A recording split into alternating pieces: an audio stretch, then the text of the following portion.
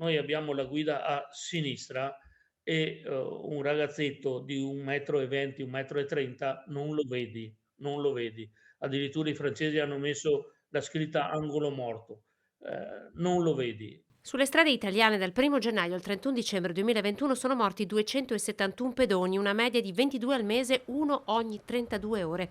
Le regioni più a rischio per i pedoni sono il Lazio e il Veneto, con 37 pedoni morti ciascuna, seguite da Lombardia ed Emilia-Romagna.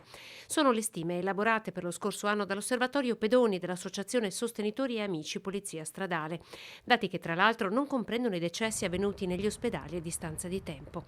Dati che trovano conferma anche nella Marca trevigiana nelle parole di Roberto Fava, delegato alla sicurezza stradale per la provincia di Treviso. Il 18% degli incidenti avvengono con pedoni, con coinvolgimento di pedoni, e una delle tematiche di questo tavolo è stato proprio il porsi anche il tema dei pedoni e quindi come possiamo migliorare i passaggi pedonali. Nella Marca sono stati investiti in 2 rispettivi bandi 17 milioni di euro per cofinanziare i progetti dei comuni volti a migliorare le condizioni delle strade. I 2 bandi hanno generato progetti per 50 milioni di euro.